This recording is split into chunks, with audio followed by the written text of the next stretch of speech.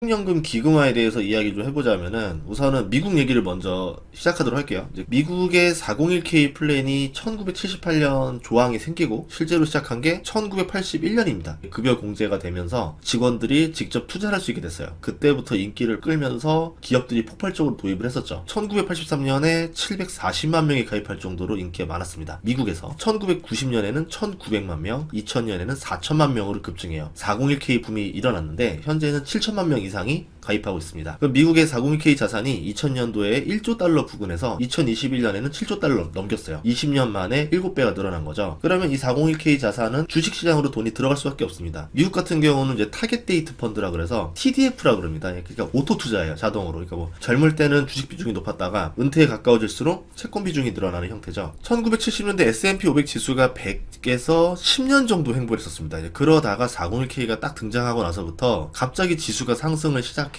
우리가 알고 있는 피터 린치라던가 워렌 버핏이 이때 돈을 많이 벌었는데 S&P 500 지수가 100에서 1600까지 16배가 성장합니다. 20년 동안. 10년 동안 4배씩 4배씩 그렇게 두 번 상승했는데요. 10년 동안 4배 상승했으니까 배당 제외하고 연 15% 수익률을 기록하게 된 겁니다. 정말 좋았던 시장이죠. 그럼 이때 20년 동안 좋은 주식 사서 팔지 않으면은 지수를 초과하는 기업들이 나왔을 거고 20년에 16배가 아니라 그 이상의 수익률을 가져다 줄 수 있었을 겁니다. 그런 관점에서 한국에서도 401k가 들어와야 된다 이런 얘기가 계속 있었는데 퇴직연금 기금화 발표를 이달에 하겠다라고 선언을 하는 뉴스가 나왔어요. 예금에만 잠들어 있는 퇴직금을 증시와 채권으로 유입시켜서 자본시장의 유동성을 주입하게 되겠죠. 401k와 같은 결과를 만들어낼 수도 있습니다. 문제는 이게 퇴직연금이 연금공단이 설립되고 기금 운용을 하고 연금을 지급하게 되면은 논란이 하나인 거죠. 내 돈을 내 맘대로 투자 못하게 하고 기금이 알아서 투자한다고 이거 내가 하고 싶은데 라는 생각이 나올 수도 있어요. 그거에 대해서 한번 생각을 해보려고 합니다. 퇴직연금 가입자가 700만 명이 넘습니다. 24년에 431조 원이었으니까 현재 500조 원 조금 안 되는 수준 아닐까 이렇게 추정하고 있고요. 지금 보면은 1년에 50조 원씩 돈이 늘어나고 있어요. 굉장히 빠른 속도로 돈이 늘어나죠. 문제는 이 돈의 상당 부분이 원리금 보장형입니다. 예금에 들어가 있어서 수익률이 연 2% 수준밖에 안 돼요. 좀 불리라고 했더니 불리지는 못하고 인플레이션마저도 이겨내지 못하는 상황이 된다는 겁니다. 차라리 이 돈을 국민연금처럼 기금화해서 강제로 투자해서 고수익으로 불려주겠다는 말인데 증시가 좋을 땐 고수익인 거고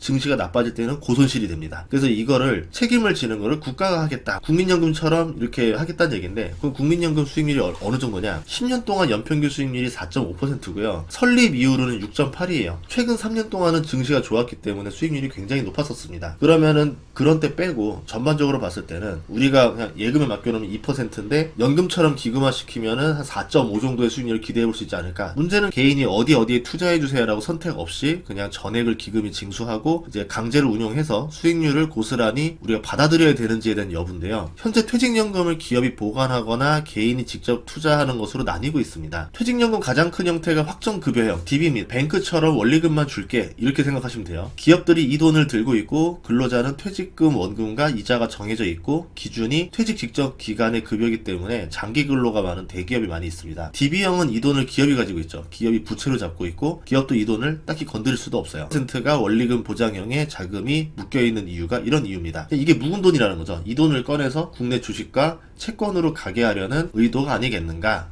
확정기여형은 연봉의 12분의 1 수준으로 퇴직금을 근로자한테 미리 주는 건데요. 근로자는 이 돈을 가지고 직접 투자를 해야 돼요. 주식, 채권, 예금 원하는 것에 투자할 수는 있지만 대부분이 예금형의 투자 중입니다. 퇴직 이후의 노후를 위한 보험이기 때문에 과감히 투자를 하지 못한다는 단점이 있어요. 개인형 IRP는 이직을 하거나 개인이 추가로 가입한 형태인데요. 신규 불입자금은 연 900만원 한도로 세액공제도 받을 수가 있습니다. 수익을 내고 싶은 사람이 많다 보니까 33%가 원리금이 보장되지 않는 투자형에 들어가 있어요. 그래서 DC냐 DB냐 개인형 IRP냐에 따라서 공격적인 비중이 좀 다릅니다.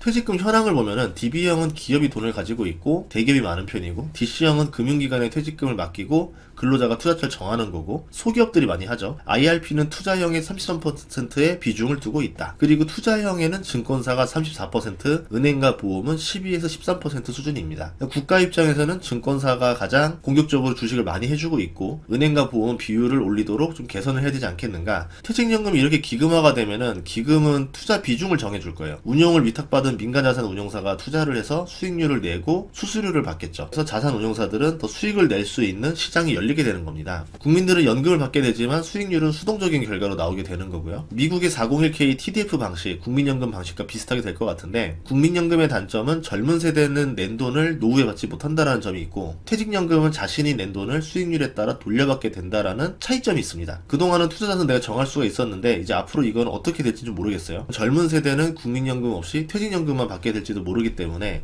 퇴직연금에 대해서 민감해야 될 수도 있다라는 겁니다. 국가는 왜 퇴직연금을 기금화하려는 걸까요? 적립금이 매우 빠른 속도로 쌓이고 있기 때문인데요. 매년 50조 원 수준으로 적립금이 늘어나고 있어요. 그리고 이 돈이 그냥 예금에 잠겨버립니다. 10%가 원리금 보장형인 DB형이 92%가 원리금 보장형인 DB형인데요. 그 돈이 214조 원이나 돼요. 이 돈을 주식과 채권 시장으로 유입시키면은 주식과 채권 가격이 지속적으로 오를 가능성이 있습니다. 주식 채권 비중을 6대4로 가져가고 국내 비중만 투하하게 한다면은 최대 주식시장으로 매년 30조가 유입되고 채권으로 매년 20조가 유입됩니다. 그리고 단기적으로 300조가 넘는 돈이 주식 채권 시장으로 들어오게 돼요. 이게 어떤 결과가 벌어질지 예상이 되는 거죠. 이게 국가가 생각하는 의도일 수도 있었겠구나. 미국의 부채 문제도 심각한데 한국도 국고채 발행량이 매년 우상향하고 있어요. 여기에 금리도 높은 상태라서 매년 갚아야 하는 이자가 빠르게 늘어나고 있죠. 예산에서 이자가 늘어나면 예산이 부족해지고 국채를 발행해서 재정 적자를 내야 되고, 부채가 느니까 이율도 증가하고 이자가 더 늘어나는 악순환을 계속 돌게 됩니다. IMF가 한국에 지적했었던 게 이 문제였던 거고요. 한국은 작년에 이어서 올해도 국채를 얼마나 발행했냐면은 순국채 발행 금액이 100조가 넘습니다. 갚지 못하는 빚이 100조씩 매년 늘어나고 있다라는 거고요. 100조 원에 대해서 연 3% 매년 3조 원의 이자가 계속 늘어나고 있다라는 겁니다. 한국 GDP가 2,500조 원이고 3% 정도면은 75조 원인데, 이 3% 이상을 넘기면은 부채를 갚을 능력이 문제가 생기는 거다라고 이제 외국에서 이렇게 보고 있기 때문에, 현재 국채 이자가 25조 원 정도니까 아직 GDP 1% 수준이긴 하죠. 하지만 이게 빠른 속도로 쌓여나가면은 20년 뒤에는 이제는 그때는 능력을 상실할 수도 있다라는 겁니다. 그리고 국민연금 수령자가 점점 늘어나게 되면서 2053년에는 국민연금도 주식을 사는 것보다 파는 것이 더 커지는 시기가 옵니다. 국민연금이 매수할 수 있는 거는 25년가량밖에 안 된다라는 거고, 그 이후부터는 국내에서 증시를 계속 매도해야 되는 주체로 바뀌게 됩니다. 최근 3년 동안 엄청난 수익률을 기록해서 적립금이 크게 늘었지만 증시가 하락하면 또 손실도 상당할 수도 있어요. 올해 증시 하락기가 오게 되면은 퇴직연금 기금화가 들어오는 타이밍과 일치하게 됩니다. 하락장 초반에 기금화가 시작되면은 코스피 지수 방어에 퇴직연금이 쓰이는 거고, 하락장 후반에 시작하면은 저가 매수가 돼서 퇴직연금 수익률이 고수익으로 바뀔 수가 있겠죠. 타이밍에 따라 좀 달라지긴 할 겁니다. 그리고 2053년에 국민연금이 2,000조 원 넘는 자금이 엑시트를 해야 되는데, 그 자금 처리를 해줄 돈이 퇴직연금밖에